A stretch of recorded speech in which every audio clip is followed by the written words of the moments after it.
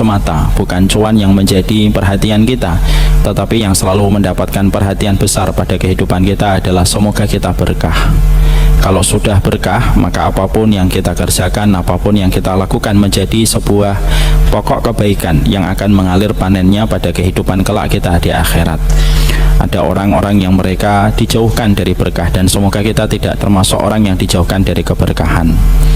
Alhamdulillah, tentunya senantiasa kita bersyukur kepada Allah atas seluruh nikmat yang Allah berikan kepada kita. Siapapun yang ingin mendapatkan husnul khatimah, tidak mungkin kecuali dia senantiasa memberikan kesyukuran di dalam perjalanan hidup. Kesyukuran itu memang tidak mudah, karena kesyukuran itu perjalanannya panjang, tidak sebagaimana kesabaran. Biasanya sabar itu kita berikan kalau kita sedang menghadapi guncangan, tetapi kesyukuran itu kita berikan ketika kita sedang mendapatkan kelapangan dan kemudahan. Padahal perjalanan manusia selalu didominasi dengan kemudahan dibandingkan dengan kesulitan. Inilah yang menjadikan kita faham sabar itu short term, biasanya pendek, hanya berdasarkan ketika kita sedang menghadapi cobaan.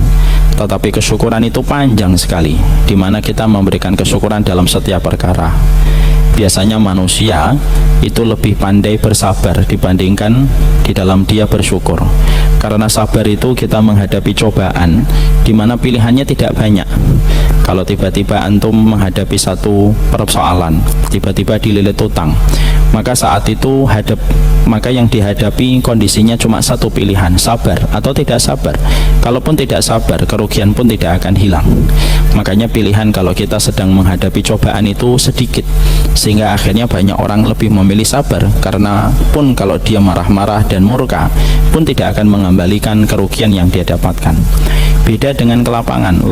Kelapangan itu memberikan kepada kita banyak opsi dan banyak keadaan pilihan yang terkadang menjadikan kita justru tidak mampu untuk bersyukur dengan begitu gampang. Maka inilah yang menjadikan kita faham. Maka sesungguhnya kenapa Allah itu memberikan contoh lewat Nabi Muhammad, bagaimana Nabi Muhammad itu selalu berdoa diberikan kekuatan untuk bersyukur, karena pada dasarnya syukur itu perkara berat, dan semoga kita senantiasa dimasukkan pada deretan hamba yang bersyukur kepada Allah. Amin insyaallah.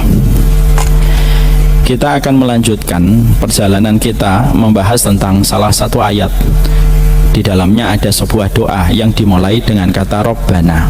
Mari kita mulai dengan kita menghafalkan bersama-sama doa Rabbana yang ada pada surat Ali Imran ayat 191. Rabbana ma khalaqta hada batila subhanaka fakina adzabannar. Sudah hafal doanya? Mari kita ulangi lagi. Rabbana, terus ma khalaqta hada batila subhanaka fakina adzabannar. Ini merupakan surat Ali Imran 191. Dan mari kita melanjutkan apa yang terkandung pada ayat ini supaya menghadirkan hati kita di dalam kita berdoa. Kita betul-betul memiliki ilmu pada setiap untaian doa yang kita ucapkan ketika kita mengatakan Rabbana ma khalaqta hadza batila subhanaka fakina adzabannar. Kita tentunya memahami pada poin yang pertama yang telah kita sampaikan pada pekan lalu, bahwasanya surat Ali Imran 191 memberi arti kepada kita bahwasanya mengeksekusi keimanan, merealisasikan keimanan itu adalah bagaimana ketika kita senantiasa melihat setiap ciptaan Allah dikembalikan kepada penciptanya. Kita tidak boleh menjadi sekuler di dalam kehidupan kita ketika kita hanya melihat Allah pada saat kita beribadah, pada saat kita memasuki bulan Ramadan, ataupun ketika kita melakukan umrah ataupun haji. Adapun selain itu kita tidak melihat Allah. Ulul albab, orang yang pintar lagi, mereka merenung dan mengambil inti, merekalah orang yang paling mampu menangkap setiap proses penciptaan alam yang Allah berikan pada kehidupan kita. Ketika dunia ini dijadikan panggung kita berjalan dan menjalani kehidupan, maka sesungguhnya tidak ada proses penciptaan kecuali kembalinya kepada Allah. Apa yang tercipta, apa yang berubah, apa yang menjadi musibah, semuanya itu kembali kepada Allah. Sehingga orang yang beriman itu simpel, tidak ada satu satu kejadian kecuali dia mengembalikan itu sebagai bentuk muhasabah dan evaluasi dirinya dengan Allah. Ketika dia melihat gempa, dia tidak hanya melihat gempa itu gesekan lempeng bumi, tapi melihat bagaimana Allah menggesekkan lempeng bumi yang terjadi kepada kehidupan sampai menimbulkan korban. Ketika terjadi tsunami, maka dia tidak hanya melihat itu sebagai fenomena alam, tetapi dia melihat kenapa ada letupan di dasar lautan sampai menimbulkan gelombang yang besar, dan gelombang ini sampai menyapu pada daratan. Semua itu menjadikan dia mengembalikan semuanya kembali kepada Allah. Rasulullah merupakan manusia paling sempurna di dalam prosesnya. Beliau ketika mengkaitkan seluruh peristiwa yang terjadi pada kehidupan alam semesta ini dikembalikan semuanya kembali kepada Allah. Maka tidaklah beliau melihat angin kecuali beliau ketika melihat angin, anginnya agak keras sedikit, kecuali beliau berdoa, Allahumma inni as'aluka khairaha wa khaira ma fiha wa a'udzubika min syarriha wa syarri ma fiha. Ya Allah, sesungguhnya aku meminta kebaikan dari angin ini dan kebaikan yang ada pada kandungan angin ini, dan aku berlindung dari keburukan angin ini dan keburukan apapun yang dikandung di dalamnya. Sampai melihat angin pun beliau kembalikan itu kepada Allah. Melihat mendung sebagaimana di dalam surat Al-Ahqaf 24, falamma ra'ahu aridum mustaqbil awdiyatihim qalu hadza aridum mumtirna bal huwa mastajaltum bih. Ketika beliau melihat mendung, maka beliau itu melihat mendung dari kacamata keimanan, bahwasanya jangan-jangan mendung ini merupakan adab yang Allah segerakan menimpa kepada kehidupan manusia. Sampai akhirnya Rasulullah kalau melihat mendung dalam kondisi gelisah. Ini loh yang menjadi salah satu materi yang hari ini tidak sering kita realisasikan pada kehidupan kita. Banyak sekali masyarakat yang sudah terkena sindrom sekulerisme, sehingga dia tidak melihat Allah dalam apa yang dia dapatkan dalam setiap peristiwa alam. Akhirnya kalau kita tidak mengembalikan apapun yang terjadi kembali kepada Allah, jangan salahkan Allah kalau tidak menolong kita ketika kita tidak mengingat Allah di waktu lapang kita. Ta'aruf ilallahi firrakhai ya'rifka fisyiddah. Kenali Allah di waktu lapangmu, pasti Allah akan mengenali kamu di waktu sempitmu. Dan bagaimana kita mengenali Allah? Mengembalikan setiap proses penciptaan saja tidak dikembalikan sama Allah. Makanya sampai kita nikah, melihat istri saja dikembalikan sama Allah. Makanya bapak kalau kita habis nikah, kira-kira 40 tahun yang lalu lah bapak-bapak ini nikah. Pak Hiban berapa lama nikah? 31 tahun, Masya Allah. Pak Haiban ketika baru menikah, maka ketika kita menikah syariatnya apa? Datang ke istri kita setelah mengucapkan ijab kabul. Qabil tu nikahaha wa taswizaha bimahrin madkurin halan. Masya Allah, saya masih apa? Masih bisa juga. Maka ketika kita nggak bercanda. Sampai mana tadi? Makanya sampai kita ketika habis menikah, kan kita disuruh untuk mendatangi istri kita. Emang langsung Ustadz? Bukan, tapi kita mengecup keningnya dan kita mengucapkan Allahumma inni as'aluka khairaha ma khaira ma jabaltaha alaiha wa a'udzubika min syarriha wa syarri ma jabaltaha alaiha. Ya Allah, aku minta kebaikan dan kebaikan apa yang ada di wanita ini, dan aku memohon perlindungan dari keburukan wanita ini dan keburukan yang ada di dalamnya. Loh, sampai melihat wanita pertama kali pun harus dikembalikan kepada Allah. Ini kelihatan dari pandangannya bapak-bapak dulu tidak mengucapkan doa ini. Semoga bapak-bapak diampuni dosanya oleh Allah. Itulah yang menjadikan kita paham syariat sunnah itu syariat sempurna, head to head dengan materialisme, Pak, head to head dengan kalangan sekulerisme. Makanya kalau kita berhasil mengembalikan segala sesuatu dikembalikan kepada Allah, ketika kita mengikis virus materialisme, sekulerisme pada kehidupan kita, maka pasti Allah akan turun membersamai kita, sebagaimana kita senantiasa mengembalikan apapun yang kita dengar, apapun yang kita lihat, kita kembalikan kepada Allah. Yang paling mengkhawatirkan hari ini di tengah kehidupan keluarga kita, di tengah kehidupan bermasyarakat kita, itu apa? Memang paham sekulerisme ini sudah demikian parah, ibarat penyakit, maka penyakit ini sudah stadium 3 sampai stadium 4. Akhirnya banyak masalah tidak dikembalikan kepada Allah. Kalau masalah tidak dikembalikan kepada Allah, ketika melihat alam, ketika melihat keindahan tempat wisata, lalu melihat segala sesuatu tidak dikembalikan kepada Allah, hati yang tidak terbiasa mengembalikan sesuatu kepada Allah, hati itu tidak akan bisa menyelesaikan setiap masalah dan setiap ujian yang Allah kirimkan pada kehidupan. Gimana mau selesai? Wong kita terbiasa melihat segala sesuatu tidak ada hubungannya dan tidak ada korelasinya dengan Allah kok. Bapak bisa perhatikan kenapa masyarakat Palestina hari ini menjadi guru besar pada kehidupan tauhid dan iman, Pak. Kalau kita jujur, mungkin rumah Quran kita jauh lebih banyak daripada rumah Quran yang ada di Gaza. Kalau kita mau jujur, mungkin jumlah masjid kita lebih banyak daripada jumlah masjid yang ada di Gaza. Tapi kenapa masyarakat Palestina diberikan oleh Allah sebuah contoh terbaik, bagaimana mereka memiliki sebuah sandaran yang begitu kuat kepada Allah. Bahkan Pak, puncak keridhaan masyarakat Palestina, terutama yang tinggal di sekitar Gaza, mereka itu sudah tidak lagi menghujat Yahudi kalau mereka mendapatkan korban dari keluarganya, tapi mereka selalu berdoa kalau mereka mendapatkan korban dari keluarga yang mereka cintai. Apa doanya mereka? Apa ucapan mereka? Hasbunallah wa ni'mal wakil. Sudah tidak melaknat Pak mereka, Pak, walaupun mereka boleh melaknat atas perlakuan Yahudi laknatullah alaihim. Ini memberikan kepada kita tentang satu arti bahwasanya mereka melihat Allah, Pak, dalam segala perkara. Makanya Yahudi bisa merusak masjid tapi tidak bisa merusak korelasi hubungan manusia di Gaza dengan Robnya. Yahudi bisa menghancurkan rumah, bisa menghancurkan gedung, bisa menghancurkan bangunan, tapi dia tidak bisa mengambil ketenangan yang telah dirasakan masyarakat Gaza ketika mereka dibersamai oleh Allah. Makanya ketika satu persatu seluruh bangsa meninggalkan mereka, mereka tidak pernah merasa sendirian. Kenapa? Mereka dibersamai oleh Allah. Sehingga akhirnya betul-betul kita dapatkan guru terbaik hari ini secara kehidupan yang kita lihat langsung bagaimana mereka mengajarkan tentang tauhid, mengajarkan tentang iman, mengajarkan tentang tawakal, dan mengajarkan bagaimana kokohnya hati mereka bersandar kepada Allah. Itu yang kita dapatkan dari masyarakat Gaza.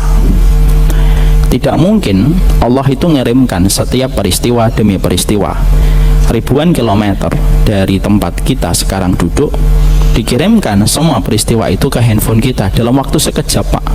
Tidak sampai 1 hari, tidak sampai setengah hari, tidak sampai 1 jam, kita sudah mendapatkan berita yang ada dari saudara kita di Palestina dan di Gaza.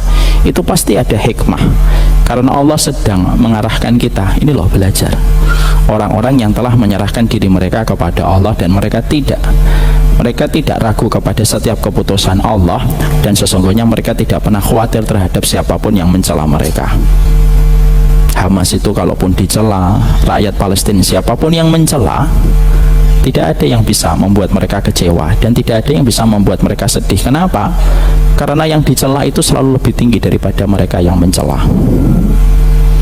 Inilah yang menjadikan kita faham. Poin yang pertama yang kita jumpai dari Rabbana ma khalaqta hadza batila subhanaka faqina adzabannar. Ayo, mari kita belajar melihat segala sesuatu dikembalikan dari perspektif apa kaitannya dengan Allah ketika Allah mempertemukan kita dengan itu. Kita melihat ini, kita kembalikan sama Allah. Kita melihat tikus di dalam rumah, kita kembalikan sama Allah. Kita melihat mungkin adanya fenomena pinjol yang hari ini sudah menggurita, sampai debt collector hari ini luar biasa, mereka semena-mena. Itu pasti ada sesuatu yang terjadi yang harus kita evaluasi, lalu kita kembalikan semua itu hanya kembali kepada Allah. Kalau enggak, maka sesungguhnya Rabbana ma khalaqta hadza batila itu hanya ayat yang kita baca untuk kita dapatkan pahala, tapi tidak pernah kita berikan nyawa pada ayat itu dan tidak pernah hadir ayat itu pada kehidupan kita. Nah, ini yang menjadikan kita paham nomor 1. Yang nomor 2, kita tentunya kemarin mempelajari apa kandungan yang ada pada surat Ali Imran ayat 191. Ini merupakan satu ayat yang sangat indah, satu ayat yang menjadikan Rasulullah Shallallahu Alaihi Wasallam beliau berdiri, beliau tidur di rumahnya Aisyah, beliau ketika akan istirahat, beliau bangun untuk salat malam, beliau meneteskan air mata, beliau ketika berzikir meneteskan air mata, ketika beliau tidur kembali beliau meneteskan air mata, sampai akhirnya ketika Rasulullah pada malam itu berjumpa dengan Bilal, beliau pun menangis kembali. Sampai Bilal berkata, apa yang membuat engkau menangis ya Rasulullah? Gimana aku tidak menangis? Karena sesungguhnya baru saja turun kepadaku satu ayat yang begitu indah. Rabbana ma khalaqta hadza batila subhanaka faqina adzabannar. Bapak, Ibu harus paham. Surat Ali Imran 191 sampai ayat yang ke-200 itu merupakan satu surat, itu 10 ayat yang disunahkan untuk kita baca ketika kita bangun tidur. Karena Rasulullah semenjak turunnya surat Ali Imran 191 sampai ayat yang ke-200 tidaklah beliau bangun dari tidurnya kecuali membaca rangkaian 10 ayat yang terakhir pada surat Ali Imran. Jadi kalau saya potong sebentar ya hadis tadi. Jadi Nabi kalau beliau itu dalam kondisi bangun dari tidurnya, kalau kita ingin melihat figurnya Rasulullah ketika bangun dari tidurnya, Rasulullah itu bangun, Rasulullah duduk, lalu Rasulullah mengusap wajahnya. Beliau tidak langsung berdiri. Kesaksian dari Maimunah, kesaksian dari Aisyah itu tidak pernah menyaksikan Rasulullah kalau bangun tidur langsung berdiri, ya kan? Makanya kita mendapatkan kebenaran dari medis. Tidur langsung bangun dan berdiri salah satu di antara pencetus penyakit vertigo. Rasulullah SAW seluruh gestur tubuhnya beliau itu sesuai dan selaras dengan semua kesehatan. Beliau tidak bersandar ketika makan, beliau tidak langsung minum ketika habis makan, beliau memulai buah sebelum beliau makan daging. Semuanya, semua perbuatan, gerak-gerik Nabi sampai gesturnya itu sesuai dengan kebenaran risalah, sesuai dengan kebenaran medis hari ini yang terungkap ribuan tahun setelah Rasulullah wafat. Kembali ke tadi, Rasulullah duduk, Rasulullah mengusap wajahnya. Setelah itu Rasulullah membaca 10 ayat pada surat Ali Imran, ya. Lalu setelah itu membaca 10 ayat yang terakhir pada surat Ali Imran. Setelah itu Rasulullah baru berdiri. Setelah membaca 10 ayat itu Rasulullah berwudu, dan wudunya Rasulullah itu air yang dipersiapkan, yang digantung, dibuka, Rasulullah wudu. Lalu Rasulullah melaksanakan sholat malam, lalu tidur kembali. Maka itulah surat Ali Imran 10 ayat yang terakhir sampai mendapatkan keistimewaan dibaca oleh Nabi setiap habis bangun tidur. Ustadz, saya belum hafal, tempel aja di kamar, kita baca, atau kita letakkan mushaf yang kita baca 10 ayat itu setelah bangun tidur. Mungkin kalau ada di antara kita yang bertanya, Ustadz, saya kok masih susah ya menghilangkan kebiasaan tidur habis subuh. Mungkin cara bangunnya yang dikoreksi dulu. Cara bangun kita dikoreksi dulu. Karena apa? Kalau cara bangunnya kita belum benar, saya khawatir untuk saya dan untuk kita. Kita khawatir bahwasanya setan itu masih menempel dengan ikatan 3 yang dia berikan kepada setiap manusia ketika menjelang tidur. Nah, 3 ikatan ini kita harus pastikan lepas. Kalau belum betul-betul lepas, ya, biasanya mungkin itu yang menjadi problem kita. Sampai akhirnya sering kita kalah dengan kondisi mata yang selalu ingin minta tidur kembali setelah habis sholat subuh. Ya, kecuali pas lelah, ya, tentunya itu maklum sesekali. Maka ini kembali kepada poin di dalam kandungan ayat yang 191 surat Ali Imran. Maka yang kedua menjelaskan kepada kita keindahan di dalam ayat ini, karena ayat ini betul-betul menjelaskan kepada kita tidak ada penciptaan Allah yang sia-sia. Ada nggak penciptaan Allah yang sia-sia pada kehidupan kita? Tidak ada penciptaan yang sia-sia. Karena salah satu konsekuensi kalau kita mengimani bahwasanya Allah itu maha alim, maha berilmu, berarti apapun yang Allah ciptakan, dari urusan lalat, dari urusan semut, dari urusan nyamuk, apapun, tidak ada yang tersita, tidak ada yang tercipta dengan sia-sia. Tidak ada produk gagal, sebagaimana tidak ada produk yang sia-sia. Sampai sekelas babi sekalipun itu pun tercipta untuk memberi kepada kita sebuah pelajaran. Kenapa sih ada babi? Nah, biasanya jawaban singkatnya adalah ya supaya kita bisa teruji keimanan kita untuk mampu meninggalkan sesuatu karena Allah ataukah tidak. Jadi akhirnya ayat yang kedua memberi arti kepada kita bahwasanya seluruh penciptaan alam semesta ini tidak ada yang sia-sia. Ada buah kelapa, bagaimana dahannya, bagaimana pakal pohonnya ramping tetapi buahnya besar.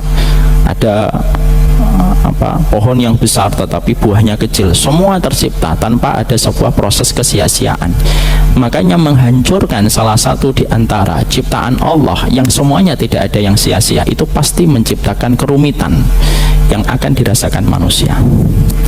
Bapak pernah dulu ada satu tempat, saya lupa di negara mana, mereka merusak Pak salah satu sistem ekosistem, yaitu ketika mereka mendapati pembunuhan massal kepada ular. Jadi ular itu dibunuh secara massal Pak, sampai akhirnya ketika mereka berhasil membunuh ular secara massal, apa yang terjadi? Mereka mendapatkan serangan besar-besaran tikus di mana-mana. Jadi ekosistem itu berjalan secara indah.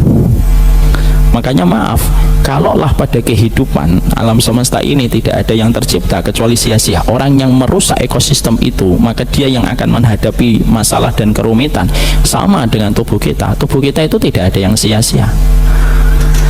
Makanya itulah yang menjadikan kita paham kenapa mengubah ciptaan Allah pada fisik kita disebut dosa besar, karena memang tidak ada yang sia-sia pada proses manusia. Allah itu tidak mungkin memberikan kepada kita produk gagal, produk yang tidak ada fungsinya, itu tidak mungkin Pak. Makanya akhirnya merubah ciptaan Allah itu termasuk salah satu di antara dosa besar. Kenapa? Ya karena kamu merusak sesuatu yang sebenarnya ada fungsinya pada segala sesuatu ya. Semua itu ada fungsinya Pak. Merusak salah satu di antaranya itu merusak bagaimana kebaikan hidup kita. Sama kayak kita merusak ekosistem. Udah merusak ekosistem itu kita sendiri yang kerepotan. Maka inilah yang menjadikan kita faham nomor 2. Apa kandungan pada ayat ini? Berarti kita yakin, seyakin-yakinnya bahwasanya tidak ada yang sia-sia di dalam setiap produknya Allah. Yang ketiga, para ulama, maka sesungguhnya ketika kita bicara tentang masalah produknya Allah, maka setidaknya di dalam kitab Madarijus Salikin diterangkan Allah itu sempurna di dalam 3 hal. Sempurna di dalam sifat, Allah itu sempurna sifatnya Pak, tidak ada yang aib pada sifatnya Allah. Sempurna di dalam takdirnya dan sempurna di dalam syariatnya. Maka kita bicara nomor 2. Untuk nomor 3 sama, sesungguhnya pada kehidupan kita mendapati bahwasanya syariat Allah itu sempurna. Sama pula takdir Allah itu juga sempurna dan tidak ada yang sia-sia. Kalau kita mendapati babi, tikus, ular, tidak ada yang sia-sia, maka aula itu lebih prioritas. Takdir Allah juga tidak ada yang sia-sia. Karena apa? Karena penciptaan semua alam semesta ini tidak ada yang sia-sia, maka sesungguhnya yang lebih tidak sia-sia itu takdir. Jadi alam itu dijadikan oleh Allah contoh. Ini loh, kalau alam ini saja tidak ada yang sia-sia, kamu merusak salah satu ekosistem pada alam yang aku ciptakan, kamu yang kerepotan. Maka sesungguhnya sama, takdir Allah itu pun sempurna dan tidak ada yang sia-sia dalam takdirnya Allah. Makanya kita mendapatkan dan kita menjumpai Allah tidak mungkin memberikan produk cacat pada kehidupan manusia, karena produk cacat itu hanya dilahirkan dari zat yang cacat yang melahirkan produk cacat. Tidak ada produk cacat. Makanya maaf ya, ada di antara bapak dan ibu mendapatkan titipan anak berkebutuhan khusus, Down syndrome, cerebral palsy kayak kedua kakak saya, itu bukan produk cacat. Kita saja yang belum paham cara membaca keistimewaan pada setiap apapun yang Allah berikan kepada manusia. Makanya maaf ya, orang bisa mengatakan, oh ini cacat karena kamu tidak jadi orang tua. Coba jadi orang tuanya, kamu akan menganggap sempurna. Karena memang pada dasarnya tidak ada produk gagal. Dan ini salah satu di antara hal yang kita harus paham. Kita harus mengimani bahwasanya penciptaan Allah itu sempurna dan tidak ada yang sia-sia pada proses penciptaan Allah di alam semesta, maka yang ketiga, kata para ulama, kamu pun diwajibkan untuk mengimani dan meyakini tidak ada takdir yang berjalan kecuali takdir itu sesuai dengan semua hajat kebaikan manusia. Kalaupun ada takdir yang pahit, kalaupun ada takdir pahit menimpa pada kehidupan kita melalui sepucuk ujian, Pak, yang Bapak tidak suka, saya tidak suka, itu bukan berarti takdir itu salah. Tidak, kita yang belum bisa untuk membaca takdir itu dengan ilmu, sehingga akhirnya kita membaca takdir itu seakan-akan takdir yang salah orang, padahal takdir tidak pernah salah orang. Allah itu tidak pernah salah memberikan takdir. Kenapa kok saya diuji, Ustadz? Loh, kalau kamu bertanya lalu kamu menerjemahkan ujian itu takdir buruk, oke, mari kita jawab. Kenapa orang beriman itu diuji oleh Allah, Pak? Supaya kita tidak kolokan dan tidak manja ketika kita banyak diberikan fasilitas dan diberikan gula-gula pada kehidupan. Mari kita ambil contoh.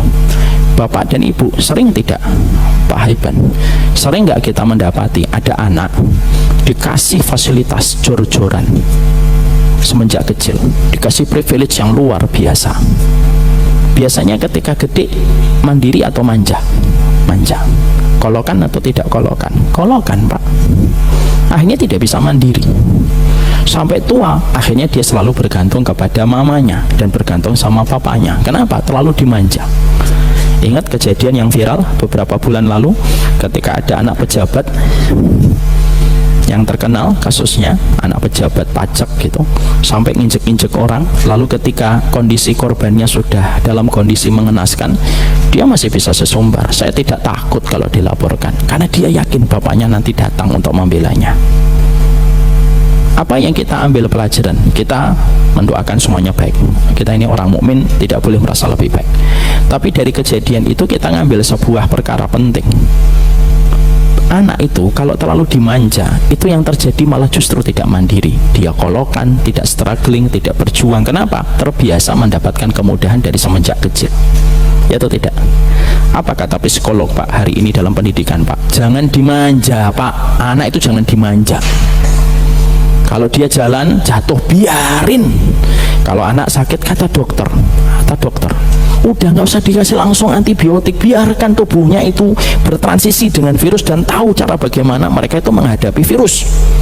Kan banyak dokter yang masih lurus, Pak, yang tidak langsung memberikan antibiotik kalau anak itu sakit. Kenapa? Karena anak itu harus dilatih kekebalannya. Kenapa ada dokter anak sekarang ngomong kayak gitu, parentingnya juga begitu, psikolog juga ngomong gitu, Pak, supaya anak itu mandiri, Pak. Hidupnya berat, bisa jadi lebih berat daripada hidup yang kita jalani, Pak. Bapak bisa mengambil analogi ini. Kenapa Allah menguji orang beriman? Supaya tidak olokan, supaya kita tidak manja, supaya kita ini mandiri, kokoh, bisa mengalahkan gelombang ujian pada kehidupan. Kalau kita itu betul-betul tidak diberikan oleh Allah, manisnya gula terus menerus. Kalau kita, Pak, jarang diuji, itu ibarat glukosa, Pak, masuk ke dalam tubuh, gerogoti tubuh kita. Gigi aja bisa ompong gara-gara berhadapan dengan gula terlalu banyak. Makanya akhirnya kenapa orang beriman mereka diuji, Ustadz? Karena kan banyak diantara kita menyangka ujian itu takdir pahit, seakan-akan tidak tepat untuk saya. Enggak, Pak, nggak ada takdir salah. Kalau kita mengatakan takdir itu salah, pertanyaan simpel kita balik, terus siapa yang benar kalau Allah itu menakdirkan kita untuk didolimi? Yang kedua, apa untungnya bagi Allah untuk mendolimi kita? Nggak ada untungnya, Pak. Saya mendapatkan takdir buruk, lalu saya berkata, Allah dolimin saya. Pertanyaan orang beriman akan mengatakan, untungnya Allah mendolimi Umar Mita itu apa? Apa coba untungnya? Kalau manusia mendolimi sama manusia, mungkin ada sebuah keinginan tersembunyi mendapatkan sesuatu keuntungan. Tapi kalau Allah ingin mendolimi Haiban, ingin mendolimi Umar Mita, gampang, tidak usah digoreskan hidupnya 50.000 tahun sebelum Allah menciptakan langit dan bumi, selesai, Pak. Ngapain menciptakan lalu akhirnya mendolimi? Tidak masuk akal. Makanya ketika Allah itu menguji kita, itu bukan takdir salah tempat, bukan takdir pula salah alamat. Nggak ada salah alamat takdir itu. Wah, ini kelihatannya takdir saya itu bukan ke saya, ini ke tetangga ini pasti malaikat yang ngirim, ini salah baca alamat ini. Nggak ada salah itu alamat takdir itu. Takdir itu tepat, presisinya tepat, akurasinya tepat, karena datang dari zat yang maha tepat, yaitu Allah, Pak. Makanya kenapa kita orang beriman diuji, supaya tidak cengeng, supaya tidak kolokan, supaya tidak manja, supaya kita tahu bagaimana memberi makna pada kehidupan. Lihat Pak, masyarakat Palestina, kita ngambil contoh lagi Palestina. Kolokan mereka? Enggak, Pak. Manja mereka? Enggak itu. Lihat, bapak-bapak mendapati anaknya meninggal dunia, diciumin Pak, dibuka matanya, dicium matanya, tersenyum Pak. Itulah kedewasaan manusia. Kalau mereka itu dididik dengan ujian, mereka menjadi dewasa. Kapan manusia itu dewasa, Pak? Kalau sudah keluar dari dunia yang sifatnya permainan. Makanya kalau ada manusia masih main-main dengan dunia, profit terus menjadi tujuan dan obsesi terbesarnya, ya belum dewasa, Pak. Tapi kalau manusia sudah tahu tentang itu dan keluar dari lingkaran itu, berarti dia sudah dewasa. Itu yang kita dapatkan. Kenapa orang beriman itu mendapatkan takdir dengan ujian? Karena banyak di antara kita menerjemahkan, waduh, ujian takdirnya buruk dan salah. Enggak ada yang salah dalam takdir Allah. Supaya kita tidak kolokan, Pak. Yang kedua, kenapa Allah memberikan kepada kita takdir buruk, takdir pahit, yang sering diterjemahkan sebagian orang, takdir buruk itu merupakan produk yang gagal gitu. Yang kedua, Allah mengirimkan kepada kita ujian itu apa? Supaya kita ringan menyikapi dunia, Pak. Karena apa? Karena sesungguhnya supaya kita tidak gandrung kepada dunia. Coba kalau kita tidak ada ujian, Pak. Bapak sekali nikah, anaknya banyak, semuanya sehat, lucu-lucu. Bapak sekali kerja, kaya raya, semua didapat, langsung nyalon jadi presiden 10 kali jabatan gitu. Tidak ada satupun yang menghujat Bapak, semuanya pro sama Bapak misalkan. Kalau semua kehidupan kita dimudahkan, kira-kira kita benci nggak sama kematian? Benci. Allah, jangan mati ya Allah, enak banget hidup di dunia itu. Jangan matilah ya Allah. Coba, kita dikirim oleh Allah ujian itu apa? Supaya kita sadar, ada alarm. Saya menyadari, Pak, alarm pertama saya itu kapan? Ibu ketika wafat. Itu alarm. Ya Allah, sudah beda banget ya dunia setelah memasukkan jasad orang tua kita ke dalam kubur. Akhirnya kita tahu, oh, ujian itu bukan produk takdir yang gagal. Ujian itu merupakan caranya Allah supaya kita tidak gandrung dan jatuh cinta kepada urusan dunia. Karena kalau sudah gandrung dengan urusan dunia, susah kita melakukan ketaatan. Makanya Rustum pernah bertanya, kenapa kita tidak menang lawan sahabat Muhammad? Gimana kita mau menang Rustum? Yang kita hadapi itu kaum yang mencintai kematian sebagaimana kita mencintai kehidupan. Karena apa? Guncangan demi guncangan itu menjadikan mereka menjadi kokoh, Pak. Akhirnya mereka melihat mati itu ya hidup, kehidupan kan. Bukan hanya orang tua, Pak, sampai anak-anak pun ngomong gitu. Nggak takut Israel? Enggak. Nanti kalau mati, enak mati ketemu saudara-saudara yang sudah wafat duluan. Coba, itu omongan polos anak 7 tahun, Pak. Saya pengen ketemu nanti bapak ibu saya.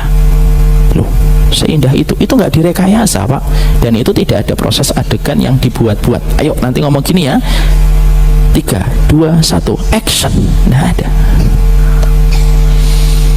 Makanya akhirnya tidak ada produk Allah yang gagal yang terjadi pada kehidupan kita. Karena apa? Allah itu indah, indah ciptaannya, indah pula takdirnya, Pak, dan tidak boleh dipisah-pisah dong. Kamu mencintai keindahan alam, tapi kamu tidak mencintai takdirnya Allah, yo, itu pincang kamu. Takdir Allah itu sempurna dan pasti memberikan kepada kita berbagai macam perkara yang tidak akan kita duga ketika Allah mempersiapkan sesuatu. Pasti ada hikmahnya, Ustadz, pasti. Kenapa? Coba kita cari, Pak. Ketika Rasulullah diusir dari kota Mekkah, Rasulullah tahu bahwasanya turun perintah kepadanya pergi ke kota Yasrib. Nabi belum tahu. Sampai last minute beliau itu tidak tahu kalau beliau akan hijrah ke Yasrib. Tapi akhirnya Rasulullah tahu, akhirnya beliau pergi ke Yasrib dan menjadi kota Madinah. Akhirnya hikmahnya apa? Rasulullah ketika diusir dari kota Mekah, lahirlah kota Madinah, hadiah untuk Rasulullah. Coba kalau Rasulullah tidak didolimi Pak di kota Mekah, mungkin kita tidak akan pernah mengenal kota Madinah, kota yang tenang Pak, adem. Dan kita mungkin yang pernah umroh mungkin sepakat dengan saya, atau mungkin tidak, nggak apa-apa. Saya itu menganggap kota Madinah itu paling adem dan paling tenang. Kota Mekah memang menang secara pahala. Satu kali sholatnya berapa? 100.000 kali lipat. Tapi kalau bicara tentang ketenangan tinggal, lebih tenang tinggal di kota Madinah. Saya itu kalau punya waktu extend gitu umroh, saya selalu memilih kota Madinah. Karena apa? Keberkahan Rasulullah menginjak kota itu dan wafat di atas kota itu. Rasulullah wafat di atas kota Madinah. Dan itu terasa. Kapan akhirnya kita menikmati teduhnya, ademnya kota Madinah? Ya setelah Rasulullah didolimi di kota Mekah. Jadi akhirnya disitulah kita memahami poin yang ketiga, takdir itu tidak ada yang salah. Kita boleh memohon supaya kita tidak mendapatkan takdir yang buruk yang bisa menyebabkan kerusakan agama kita. Boleh Pak, tapi takdir itu sejatinya tidak ada yang buruk. Sejatinya takdir itu tidak ada yang pahit, kecuali karena kita yang salah di dalam membaca takdir yang terjadi pada kehidupan manusia. Ya. Inilah yang menjadikan kita memahami poin yang ketiga, takdir itu sempurna, takdir itu tidak membawa kezaliman, takdir itu tidak menyakiti pada kehidupan manusia, dan takdir itu pasti sesuai dengan sifat rahmat dan rahimnya Allah pada kehidupan manusia. Itu pasti ya. Dan itu tidak perlu kita ragukan dalam proses kita mengimani takdir. Jadi saya sampaikan kepada Bapak dan Ibu, kalau ada di antara Bapak dan Ibu menghadapi contoh, saya anaknya Down syndrome Ustaz, tidak apa-apa, tidak usah malu. Anak Down syndrome itu hari ini menjadikan kita kayak tongkat bagi mereka, tapi kelak di akhirat mereka lah tongkat kita menuju kepada keselamatan rahmatnya Allah. Tidak usah malu.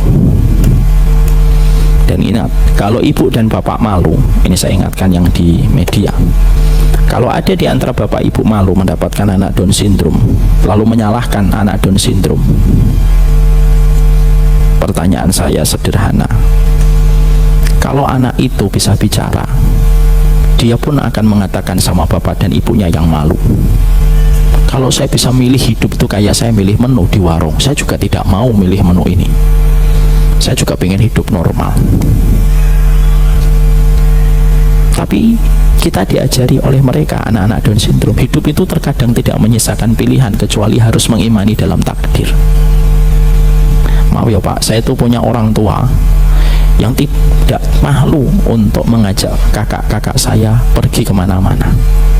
Saya dulu pas SMP masih suka malu kalau makan itu, saya bilang sama ibu, Bu, nggak usah diajak turun dari mobil, biar aja di mobil, nanti saya mengantarkan makanannya ke mobil.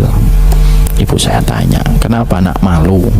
Enggak, daripada dilihatin orang. Udah, nanti kalau kamu malu, kamu nanti ngambil tempat duduknya di sono, biar ibu sama kakak-kakakmu di sini. Kita harus yakin takdir itu tidak ada yang salah. Jadi kalau kita merasa sesak ada sebuah takdir pahit, ucapkanlah zikir sebagaimana zikirnya orang-orang solih terdahulu dari kalangan salaf. Raditu billahi robba wa bil islami dina wa bi muhammadin nabiyya wa rasulah.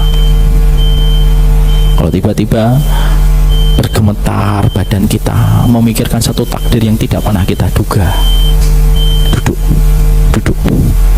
Raditu billahi robba wa bil islami dina wa bi muhammadin nabiyya wa rasulah. Ridho saya ya Allah, udah ridho saya. Kalau engkau sadar Robku, udah ya, semua itu hakmu untuk ngapain aja. Makhluk kok ngatur sama pemilik kehidupan, ya enggak mungkin. Coba kita lafadzkan bareng-bareng sembari kita nikmati artinya dan maknanya. Raditu billahi rabba wa bil islami dina wa bi muhammadin nabiyya wa rasulah. Ucapkan itu. Rabbana ma khalaqta hadza batila. Tidak ada yang batal, tidak ada yang sia-sia. Sampai takdir pun tidak ada yang sia-sia. Sudah ada isya? Mari kita lanjutkan nanti habis sholat isya. Kita lanjutkan sebentar. Qadarullah, saya hari ini agak pening sekali dan agak mual. Tapi tidak ada takdir yang sia-sia. Sebentar, nanti saya mohon maaf mungkin tidak sepanjang biasanya supaya bisa istirahat agak lebih cepat. Ridho atau tidak ridho? Ridho atau tidak ridho, saya tetap minta izin. Assalamualaikum warahmatullahi wabarakatuh. Bismillah. Assalamualaikum warahmatullahi wabarakatuh. Kita lanjutkan sebentar. Disinilah kita tentunya sangat memahami Bapak dan Ibu yang semoga Allah rahmati, yang saya cintai karena Allah. Ketika Allah menciptakan kehidupan alam semesta ini, tidak ada satupun yang berbenturan, tidak ada satupun yang bertabrakan dalam setiap penciptaan Allah. Tidak ada setiap proses penciptaan Allah yang terjadi dan timbul dengan kesia-siaan. Maka inilah pula yang menjadikan kita harus memahami pada poin yang ketiga, semua takdir yang berjalan pada kehidupan manusia merupakan sebuah takdir yang terbaik. Kita tentunya harus selalu melatih hati kita, melapangkan jiwa kita untuk memahami betul bahwasanya takdir terbaik itu mengiringi pada setiap perjalanan kehidupan kita. Tidak ada satu makhluk yang paling beruntung kecuali manusia yang beriman kepada Allah. Iman dia kepada Allah itu melegakan, iman kepada Allah itu melapangkan, sehingga setiap ujian bagi mereka yang senantiasa tahu bahwasanya setiap kejadian itu datang dari Zat yang maha sempurna, maka sesungguhnya tidak ada yang membuat kita khawatir. Kita tentunya paham, Pak. Pernah nggak kita menjumpai kehidupan alam semesta ini berantakan? Tidak pernah kita jumpai. Bumi tidak pernah bertabrakan dengan matahari, matahari tidak bertabrakan dengan bulan, bulan tidak tersedot oleh lubang hitam. Semuanya terjadi dan berjalan dengan begitu indah, rapi dan harmonis setiap waktunya. Dan itu merupakan makhluk-makhluk besar dari setiap planet. Kalau Allah saja ketika menciptakan alam semesta, seluruh planet tata surya, tidak ada yang bertabrakan, tidak ada yang berbenturan, semuanya terjadi setiap waktu mengikuti garis idar yang Allah berikan pada proses penciptaan setiap planet itu. Simple. Terus yang membuat kita khawatir itu apa dalam hidup takdir yang kita dapatkan ketika planet yang jauh lebih besar daripada kita pun berjalan dengan begitu indah dan harmonis? Makanya ada ulama salaf yang berkata, kalau ada di antara manusia masih suka gelisah terhadap setiap ketentuan takdir yang Allah berikan kepadanya, maka sesungguhnya dia harus berpikir matahari tidak pernah bertabrakan, semua terjadi dengan begitu indah, maka begitu indah pula dalam setiap apapun yang berjalan pada kehidupan kita. Dan itulah salah satu perkara yang hari ini terkadang tidak kita sadari. Banyak orang sholat tapi belum tentu mengimani takdir. Banyak orang melakukan haji dan umrah tapi belum tentu dia bisa membaca setiap takdir dengan kacamata keridhaan dan husnul dan dia kepada Rabb-nya. Dan ini menjadi masalah dalam hidup tauhid, ini menjadi masalah dalam akidah dan tauhid manusia. Makanya ketika kita membaca Rabbana ma khalaqta hadza batila, maka yang tidak sia-sia itu bukan hanya alam, proses penciptaan kita sampai proses takdir yang Allah berikan pun tidak akan berjalan sia-sia. Ada sebuah tulisan indah dari ilmu yang disampaikan oleh Imam Ibnu Qayyim. Kalau ada manusia menghadapi takdir yang berat, sebuah takdir yang pahit yang berjalan pada hidupnya, maka dia memerlukan 6 kacamata untuk membaca setiap takdir itu, supaya takdir itu tetap lapang dia hadapi dan dia dapatkan. Apa 6 kacamata yang harus kita sikapi ketika kita menghadapi sebuah takdir yang buruk? Karena kita ini butuh persiapan segala sesuatu. Kalau dulu kita menghadapi COVID itu kita tidak banyak berinteraksi, ada social distancing, lalu kita harus meningkatkan imun tubuh kita dan lain sebagainya ketika kita merespon adanya COVID yang menyebar pada kehidupan manusia. Sama pula kita itu tidak bisa mengelak dari takdir, Pak. Kalau kita tidak bisa mengelak dari takdir pahit yang pasti kita temukan, maka setidaknya bapak dan ibu harus temukan 6 kacamata yang kita harus punya untuk membaca setiap takdir pahit yang datang secara tiba-tiba. Karena takdir itu terkadang tiba-tiba, Pak, datangnya. Contoh, saya ambil contoh. Saya pernah, Pak, ketika sedang menjaga bapak di ruangan ICU. Tiba-tiba ruangan yang tenang ketika kami sedang banyak berzikir. Semua keluarga di depan ICU itu merasakan betul dekatnya doa, Pak. Maaf ya, kadang-kadang di rumah sakit itu doa lebih khusyuk daripada di masjid. Kadang-kadang. Karena pada saat itu harapan kita cuma sama Allah semata. Saya tuh mendapati pengalaman hampir 2 minggu saya menjaga bapak. Saya dapati itu setiap orang itu khusyuk gitu kalau berdoa di ruang tunggu di depan ICU. Kadang-kadang doa di rumah sakit lebih khusyuk daripada doa di masjid.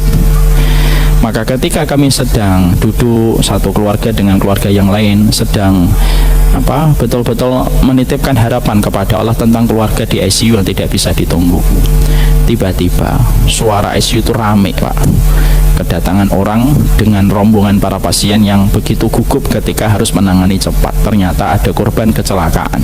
Kondisinya sudah kritis sekali. Ya, dari sempat suara nada oksigennya itu sudah tit gitu. Saya dengar karena sebelum dimasukkan ke ruang ICU. Masuk ke ruangan ICU setengah jam, keluarga yang di depan ketika baru mendengar kabar keluarganya baru tabrakan itu berdatangan satu per satu. Tidak lama setelah itu pecah semua tangis mereka ketika akhirnya korban tidak bisa diselamatkan. Nangis, Pak. Maka ketika mereka semuanya bersedih, salah satu keluarga duduk di sebelah saya, cerita sama saya, ya Allah Mas gitu, tadi berangkat sehat, sekarang saya harus membawa pulang dalam kondisi dia telah wafat. Peristiwa itu sudah hampir 3 tahun. Tapi apa hikmahnya, Pak? Hikmahnya itu indah kepada kita sebuah pelajaran. Takdir pahit itu batasannya tipis dengan takdir baik yang sedang berjalan pada kehidupan kita. Ya atau tidak, Pak? Kayak cinta dan benci itu kan batasannya tipis. Berapa banyak orang benci, ujung-ujungnya malah jatuh cinta dan nikah. Takdir baik dan takdir pahit itu pun tipis batasannya. Kadang pagi kita masih tersenyum, siang kita menghadapi sebuah takdir berat yang konsekuensinya harus kita pikul sepanjang hidup. Karena memang takdir pahit itu tipis batasannya dengan takdir manis. Makanya inilah pola yang menjadikan kita harus mengilmui, Pak. Takdir buruk itu harus kita ilmui supaya kita lapang, Pak, supaya kita mampu merilis beban yang ada pada hati kita. Karena apa, Pak? Karena kalau kita tidak mengilmui ujian pahit, maka itu akan meracuni kehidupan kita. Kayak bapak tidak bisa kencing. Coba kalau bapak tidak bisa merilis air seni, Pak, bapak dioperasi, Pak, dan bapak pasti kesakitan. Manusia diciptakan oleh Allah, itu di default oleh Allah. Settingannya itu gimana? Settingannya hanya menanggung beban sebentar, tidak menanggung beban lama. Itu settingan dari Allah. Saya kalau megang gelas ini 5 menit kira-kira kuat atau tidak kuat, Pak? Kalau saya mau megang gelas ini 5 menit kira-kira kuat atau tidak kuat? Kok Bapak meragukan saya sih? Kuat atau tidak kuat? Kuat lah, 5 menit kuat. Kalau saya memegang 5 jam kira-kira kuat atau tidak kuat? Tidak kuat, Pak. Pasti gemeter, Pak. Apa sih yang kita dapatkan pelajaran?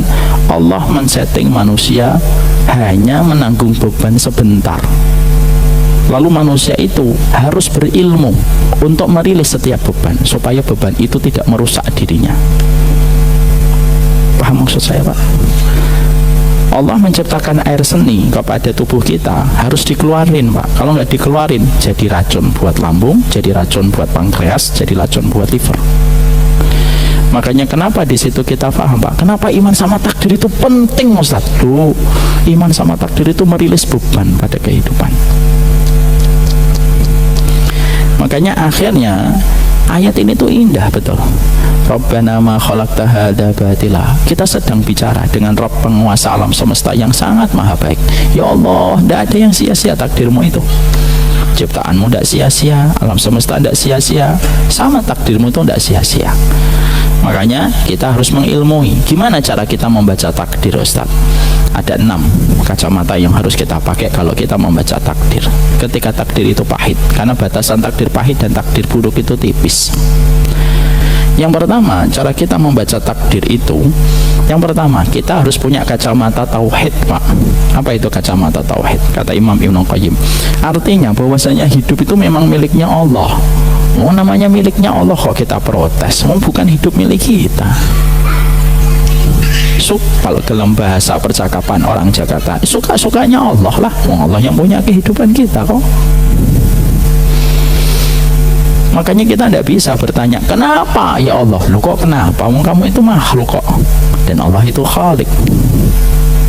Tidak ada namanya bawahan itu tanya macam-macam sama atasan. Tidak ada, Pak. Pernah nggak Bapak menemukan office boy nanya sama direksi, Pak, kenapa kantor kita ada di Halim? Ownernya akan ngomong apa? Ya terserah saya mau di Halim atau di mana. Ngapain kamu tanya-tanya tentang kantor saya ada di mana? Kamu mau ikut kerja, kalau nggak mau nggak apa-apa, Pak. Kita, Pak, nggak usah owner dengan bawahan. Maaf ya, pernah buat email Bapak-bapak? Pernah buat email? Pernah buat email, Pak? Ketika prosedur kita membuat email, biasanya contoh Gmail, biasanya kita ngisi first name, last name. Setelah itu kita membaca aturan yang diajukan oleh Gmail, ya atau tidak? Aturannya yang panjang itu loh, Pak, yang tidak pernah kita baca. Satu, bahasa Inggris. Yang kedua, nggak paham, Pak. Yang ketiga, pengennya cepet, Pak. Lalu tombol di bawahnya apa? Accept sama apa? Decline. Kira-kira ketika kita ingin mendapatkan email Gmail, lalu kita membaca seluruh peraturannya, misalkan kita gabut gitu ya, nggak ada kerjaan, dibaca satu-satu, ditranslate, terus kita ngomong, waduh, poin nomor 5 saya nggak setuju. Terus kita nelpon Gmail yang kantornya di Singapura, Pak, Gmail kah ini? Ya, Gmail. This is Gmail office? Yes, this is Gmail office. Biasanya si perempuan, Pak, yang jawab. I want talk about something. Yes, please. Gitu. Maka kita ngomong, di peraturan email kamu, poin yang kelima saya tidak setuju. Kira-kira apa yang dikatakan oleh kantor besar Gmail, Pak? Ya kalau tidak setuju ya tidak apa-apa, cari provider email lainnya. Selesai, Pak. Sudah ya, I think enough here, ditutup. Loh, kalau kita buat email saja kita harus patuh sama aturan yang dibuat oleh Gmail. Oh, hidup nggak mau ngikutin aturan Allah. Dan tauhid kita di mana? Itu yang pertama, kata Imam Ibnu Qayyim, suka-sukanya Allah lah. Maka sesungguhnya yang pertama adalah kacamata tauhid. Yang kedua, kacamatanya adalah kacamata kasih sayang. Bahwasanya ujian itu merupakan kasih sayang dari Allah. Karena apa? Tidak ada satu zat yang paling mencintai kita kecuali Allah, Pak. Dan kita harus yakin itu harga pokok yang tidak bisa ditawar pada keimanan. Harus yakin kamu disayang sama Allah. Kenapa kita suka rewel? Kita ini suka rewel karena kita tidak paham maksudnya Allah ketika memberikan itu untuk menunjukkan kasih sayang Allah untuk kita, Pak. Kayak anak kecil. Anak kecil itu kalau dilarang, rewel atau tidak rewel, Pak? Rewel atau tidak? Rewel. Kenapa anak kecil kalau dilarang itu rewel? Karena tidak paham. Contoh, jam 9, jam setengah 10 ada permen coklat. Kita tahu nih, ini kalau dimakan sugar rush, nanti dia nggak bisa tidur. Diambil itu permen oleh sang bapak. Jangan nak, besok aja pagi kalau habis sekolah Abi kasih. Anak kira-kira akan senyum nggak, Pak? Oh, Masya Allah, Abi itu pengertian banget. Besok jangan lupa ya, Bi, habis sekolah ya. Nggak mungkin, Pak. Anak pasti menggunakan senjatanya. Apa itu? Tantrum, nangis, rewel. Kenapa? Karena apa yang akan dinikmati diambil. Kalau ada manusia ketika diberikan takdir kok dia marah-marah, persis anak kecil, Pak, rewel. Karena apa? Ilmunya dari akal yang cuma sejempol menghadapi ilmunya Allah yang tiada batas, timur dan barat, utara dan selatan, tidak ada batas akhirnya. Sama atau tidak sama? Ya tidak sama. Tapi kita harus yakin kita itu disayang sama Allah. Itu basic, nggak bisa ditawar. Makanya ini kan kalau bapak anak-anak punya anak itu sudah ditanamkan tauhid itu dari kecil. Kalau saya ngomong, Basam, tidak ada yang paling sayang sama Basam, sama Ja'far kecuali Allah. Saya itu lebih senang pelajaran tauhid daripada sekedar menghafal, Pak. Menghafal nanti bisa. Bapaknya menghafal baru usia 18 tahun kalau baru menghafal Quran. Tapi yang paling penting itu basic akidahnya, akhlak yang kedua. Kacamata kasih sayang itu penting untuk dia pahami. Ya, kalau dia tidak memahami ini, kalau manusia tidak memahami ini, susah Pak nanti membaca takdir. Harus kacamata kasih sayang. Oh, sayang Allah, tidak jadi ngasih itu, pasti ada rasa sayang. Karena apa? Kita sering bodoh karena akal kita terbatas. Akal kita tuh cuma segini, Pak. Berapa sih kekuatan masanya akal? Otak itu saya tidak tahu. Yang paham biologi pasti bisa menjawab. Kekuatan masanya otak itu berapa? Menghadapi ilmunya Allah, ya tidak bisa nyambung kok. Makanya kalau ada orang orientalis, Pak, atau orang-orang apa itu? Ada orang-orang yang sering sombong-sombong itu loh, Pak. Orang-orang apa itu? Orientalis yang suka mengagungkan akal rasionalis itu, mereka sering berkata, kalau ada hikmah, kalau ada syariat, kalau tidak masuk akal bagi kami tolak. Saya ngomong, loh, otakmu itu seberapa? Kok kamu maksa Allah itu harus paham, dipahami sama engkau? Ya tidak bisa lah, kita sesama manusia aja sering tidak paham kok. Kita sama manusia itu sering tidak paham, Pak, kalau kita memiliki latar pendidikan yang berbeda. Bapak latar pendidikannya apa? Apa? SMA. Latar pendidikan yang Bapak kuasai apa? Teknik.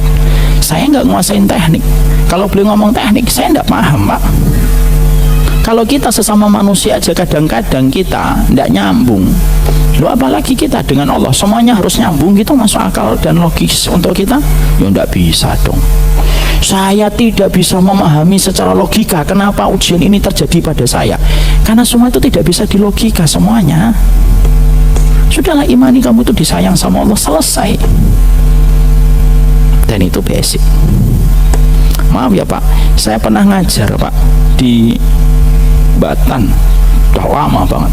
Ada ilmuwan yang saya tanya, Pak, gimana sih kok bisa bom nuklir itu dahsyat, bisa menghancurkan satu kota dalam waktu sekejap, padahal kalau pakai palu sama cangkul itu mungkin sampai puluhan tahun dah hancur-hancur semuanya. Oh itu begini Ustaz, begini. Saya 5 menit puyeng kepala saya. Udah Pak, nggak usah dilanjutin, nggak bidang saya Pak, nggak sidang saya. Artinya kita sesama manusia aja kadang-kadang latar pendidikan yang berbeda aja tidak paham. Makanya kita yang kedua, kalau membaca takdir itu harus paham konsep kasih sayangnya Allah. Yang ketiga, kacamata yang ketiga membaca takdir apa? Sudah tauhid, kasih sayang. Yang ketiga, ibadah. Ya memang ibadah, dan Allah itu mengajari kita ibadah itu dengan ujian. Makanya sampai pusingnya kita, mualnya kita itu kan semuanya ibadah. Sampai tertancapnya duri ibadah, sedihnya kita pun ibadah. Sehingga akhirnya, oh ini ibadah saya, walaupun terkadang saya dihadapkan kepada satu pilihan berat, ketika pilihan itu perih dan pilihan itu pahit, tidak apa-apa, itu ibadah. Itulah mahalnya Islam Pak, bisa menjadikan kesedihan kita itu menjadi pahala di akhirat. Sedih banget ya Pak kalau kita tidak muslim itu. Kenapa? Kesedihan kita, keperihan kita tidak pernah jadi pahala. Karena apa? Mesin pengubah kebaikan menjadi panen di akhirat tidak ada. Kenapa? Syahadat itu mesin pengubah kebaikan menjadi sesuatu yang dimanfaatkan di akhirat. Makanya ketiga, kacamatanya apa? Kacamata yaitu adalah kacamata tadi apa? Ibadah. Ibadah Pak, ada yang Allah uji itu dengan banyak ujian, tapi akhirnya dia menjadi ahlul bala, ahlul musibah yang nanti mendapatkan surga. Kacamata yang keempat apa? Kacamata hikmah Pak. Semua itu terjadi dengan satu alasan yang jelas. Semuanya terkonsep by konsep, by desain yang detail oleh Allah. Dan tidak ada satupun yang berjalan tanpa konsep dan desain yang diciptakan oleh Allah pada kehidupan kita. Kalau kamu belum menangkap hikmah, besok. Kalau belum ketemu hikmah, besok, lusa. Kalau belum ketemu hikmahnya, lusa, pekan depan. Kalau belum ketemu pekan depan, mungkin tahun depan, tapi pasti ada.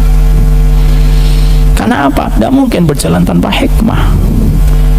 proses ketika adanya mendung di langit, itu semuanya terjadi dengan hikmah. Adanya lebah ketika mengambil putih, semua terjadi dengan hikmah. Maka semua yang terjadi pada kehidupan kita pun tidak lepas dari hikmah. Demi Allah, hikmah itu terbaik. Dan Allah tidak mungkin menggelar kehidupan manusia tanpa Allah menitipkan kepada setiap pagelaran episode manusia tanpa hikmah. Mustahil itu terjadi. Kenapa? Karena salah satu konsekuensi sifat hakimnya Allah itu hikmah selalu ada dalam setiap peristiwa. Ada satu kisah seorang syekh besar menceritakan di YouTube. Ada seorang ikhwan gagal melamar satu akhwat. Sudah melamar akhwat, gagal menikahi, tinggal 3 hari Pak, tiba-tiba diputus secara sepihak Pak oleh aduh, gimana itu rasanya gimana Ustaz? Ya saya nggak tahu, maaf saya belum pernah kayak gitu. Rasanya porak-poranda. Sampai akhirnya beliau bertanya kenapa dia menggagalkan secara sepihak, last minute terjadi. Sampai akhirnya dia mencoba untuk berdamai dengan perasaan di hatinya, tapi terus dia merasa kehilangan gitu, dan dia menganggap akhwat itu baik, kok tiba-tiba bisa gitu berubah, itu kenapa? Sampai akhirnya tidak lama setelah itu akhwat itu menerima pinangan dan khitbah dari seorang laki-laki. Oh, tambah hancur Pak, loh nikah dia sama ikhwan lain. Dukun bertindak, Ustadz maaf Pak, kejadiannya di Saudi bukan di Indonesia. Maka akhirnya dia nikah sama ikhwan lain. Setelah menikah berjalan agak lama gitu, barulah terungkap hikmahnya Pak.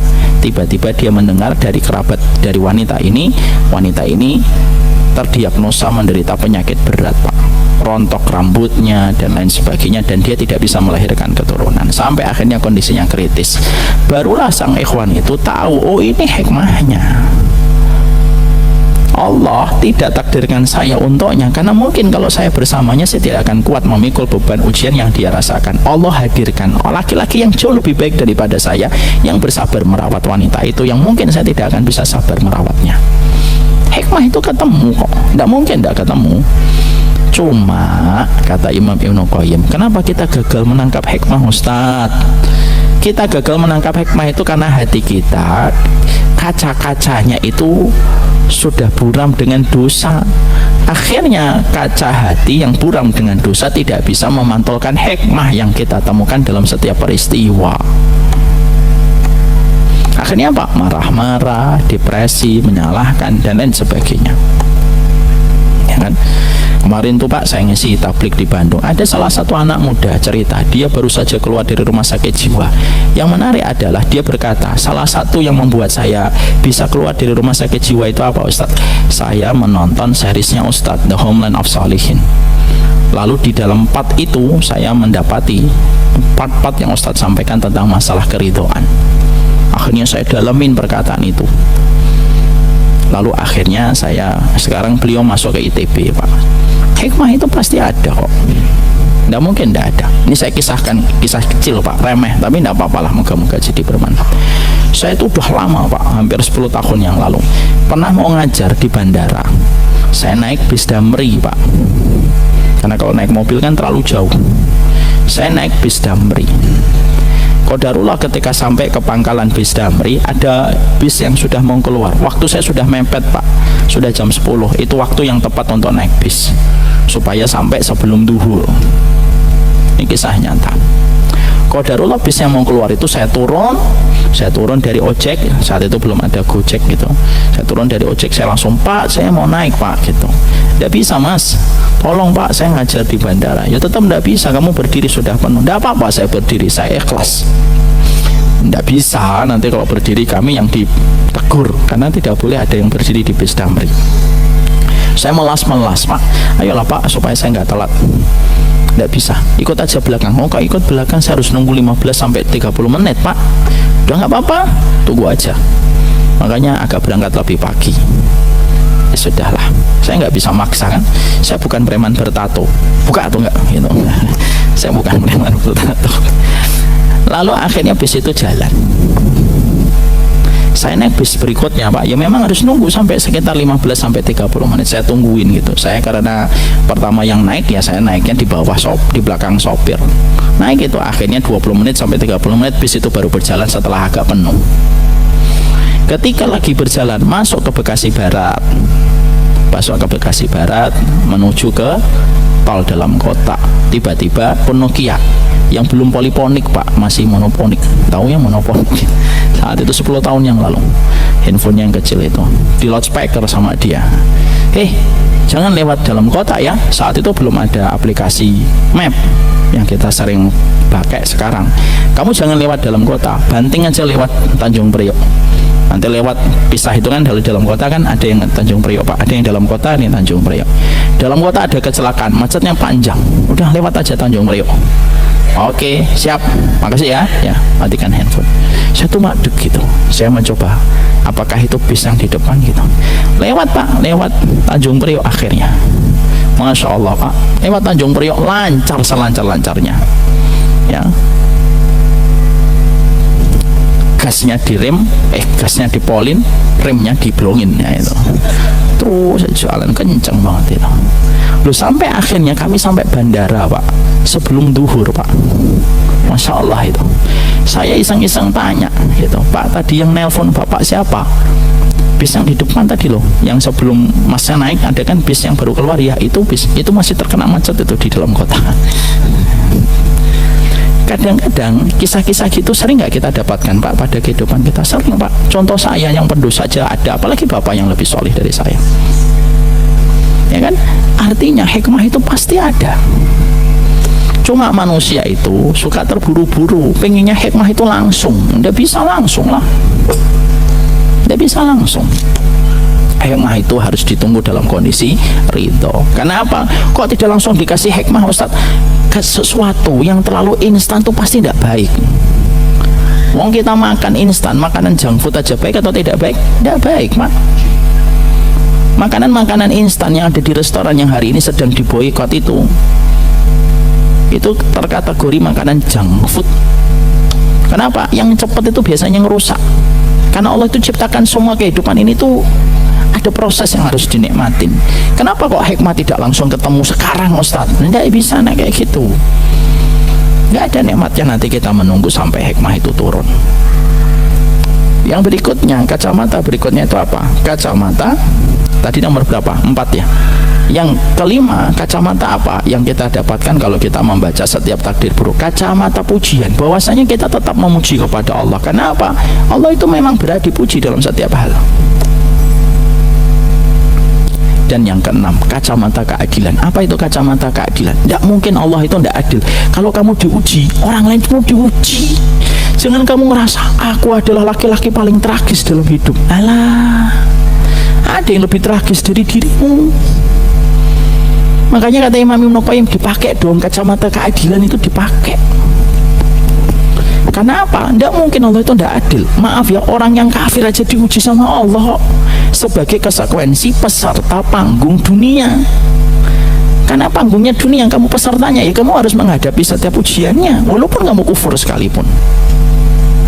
Makanya Allah meletakkan keadilan. Ada yang diuji istri, ada yang diuji anak, kan beda-beda. Pasti akan diuji oleh Allah. Tidak ada yang nggak diuji oleh Allah. Dan itu yang menjadikan kita paham poin yang ketiga. Allah itu hikmahnya luar biasa. Allah itu tidak ada yang sia-sia. Sampai dalam masalah takdir pun tidak ada yang batilah.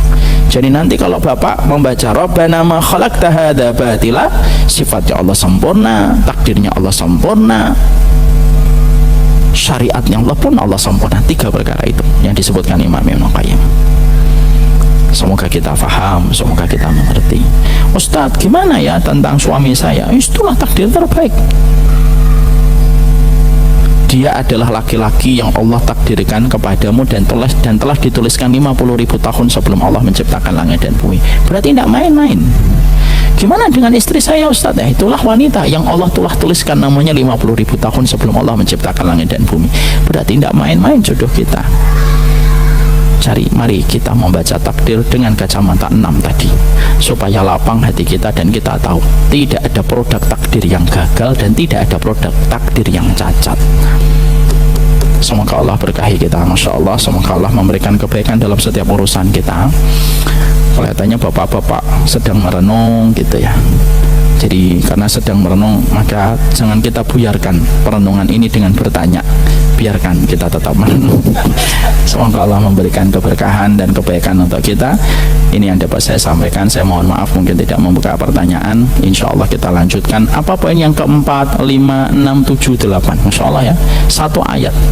Sedalam itu setiap makna ilmu kalau kita pelajari dengan sabar setiap apapun yang Allah sampaikan. Subhanakallahumma wa bihamdika asyhadu an la ilaha illa anta astaghfiruka wa atubu ilaik. Assalamualaikum warahmatullahi wabarakatuh.